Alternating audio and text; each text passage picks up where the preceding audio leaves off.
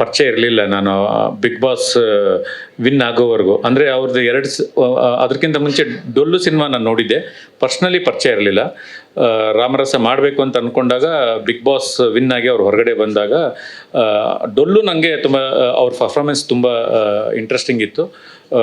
ಇದಕ್ಕೆ ಮಾಡಬೇಕಾದ್ರೆ ಡೈರೆಕ್ಟ್ರು ನಾವು ಕೂತ್ಕೊಂಡು ಡಿಸ್ಕಸ್ ಮಾಡಬೇಕಾದ್ರೆ ಈ ಪಾತ್ರ ಒಂದು ಹೊಸ ಥರದ್ದೊಂದು ಪಾತ್ರ ಇದೆ, ಇದಕ್ಕೂ ಅದ್ಭುತವಾದ ಒಬ್ಬ ಪರ್ಫಾರ್ಮರೇ ಬೇಕು ನಮಗೆ, ಆದರೆ ತುಂಬ ಪರಿಚಯ ಇರೋ ಫೇಸ್ ಬೇಡ, ಒಂದು ಒಳ್ಳೆ ಪರ್ಫಾರ್ಮರ್ ಬೇಕು ಅಂತ ಡಿಸೈಡ್ ಮಾಡಿದಾಗ ಕಾರ್ತಿಕ್ ಮಹೇಶ್ನ ನಾವು ಸೆಲೆಕ್ಟ್ ಮಾಡಿದ್ವಿ. ಕಾರ್ತಿಕ್ ಮಹೇಶ್ ಸಿನಿಮಾ ನಾನೆಲ್ಲ ಆಲ್ಮೋಸ್ಟ್ ಕಾರ್ತಿಕ್ ಮಹೇಶ್ದು ಪೊಸಿಷನ್ ಎಲ್ಲ ಇವಾಗ ಶೂಟ್ ಮಾಡಿ ಮುಗಿಸಿದ್ದೀವಿ, ಶೂಟಿಂಗ್ ಕಂಪ್ಲೀಟ್ ಆಗಿದೆ. ಈ ಸಿನಿಮಾ ಪ್ರೋಸೆಸ್ಸಲ್ಲಿ ಕಾರ್ತಿಕ್ ಅವ್ರ ಇನ್ವಾಲ್ವ್ಮೆಂಟು ಸಿನಿಮಾಗೆ, ಅವರು ತೋರಿಸ್ತಾ ಇದ್ದಂಥ ಸಿನಿಮಾ ಮೇಲೆ ಇರೋ ಪ್ರೀತಿ, ಆ ಡೆಡಿಕೇಶನ್ನು, ಅದೆಲ್ಲ ಒಬ್ಬ ಅಂದರೆ ಒಂದು ಎಕ್ಸ್ಪೀರಿಯನ್ಸ್ ಇರುತ್ತೆ, ಒಂದು 10 ಸಿನಿಮಾನೋ 15 ಸಿನಿಮಾನೋ ಎಕ್ಸ್ಪೀರಿಯನ್ಸ್ ಇರುತ್ತೆ. ಆ ಥರ ಎಕ್ಸ್ಪೀರಿಯನ್ಸ್ ಇರೋವಂಥ ಒಬ್ಬ ನಟ ನನಗೆ ಕಾಣಿಸ್ದೆ ಆ್ಯಕ್ಚುಲಿ ಈ ಸಿನಿಮಾದಲ್ಲಿ.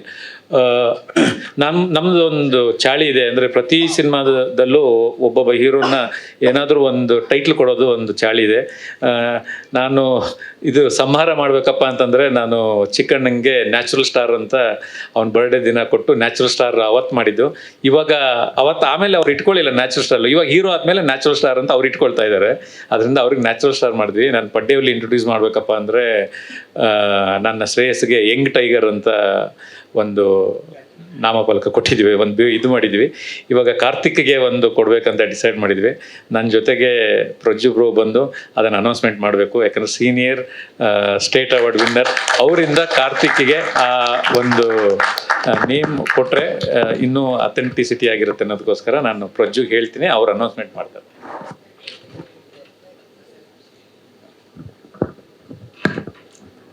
ಒಳ್ಳೇದಾಗಲಿ ಡಾರ್ಲಿಂಗ್. ಕಾರ್ತಿಕ್ ಬಗ್ಗೆ ಮಾತಾಡ್ಬಿಡ್ಲಾ?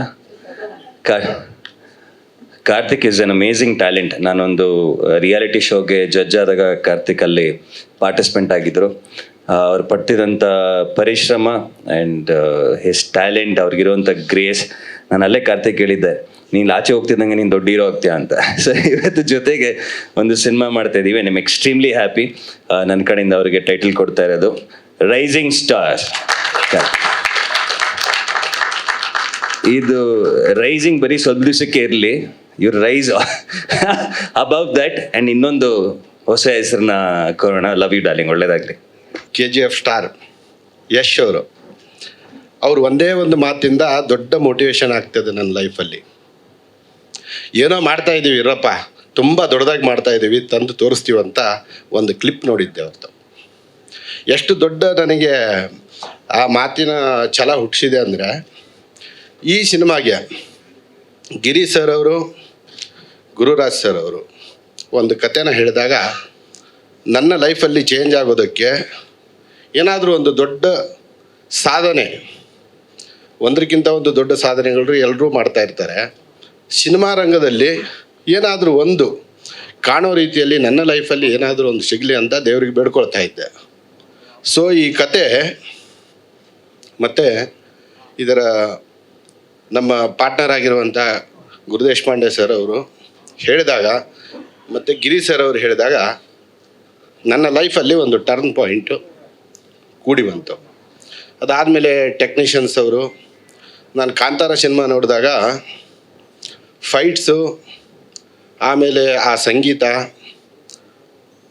ಆ ಒಂದು ಹಾಡುಗಳು ಎಷ್ಟು ನನಗೆ ದೊಡ್ಡ ರೀತಿಯಲ್ಲಿ ಮನಸ್ಸಲ್ಲಿ ಒಂದು ಭಾವನೆಗಳು ಹುಟ್ಟಿಸಿತ್ತು.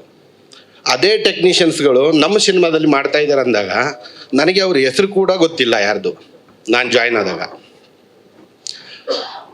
ಆ ಫೈಟ್ಸ್ಗಳು, ಆ ಸಾಂಗ್ಗಳು ನೋಡಿದಾಗ ನಾನು ಎಲ್ಲಿ ಮತ್ತೆ ಕಾಂತಾರ 3ಯಲ್ಲಿ ಬಂದ ಅಂತ ಅನ್ನಿಸ್ತು ನನಗೆ.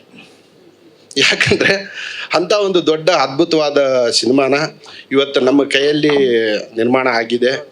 ಅದರಿಂದ ನಾನು ತುಂಬ ಸಂತೋಷವಾಗಿದ್ದೀನಿ.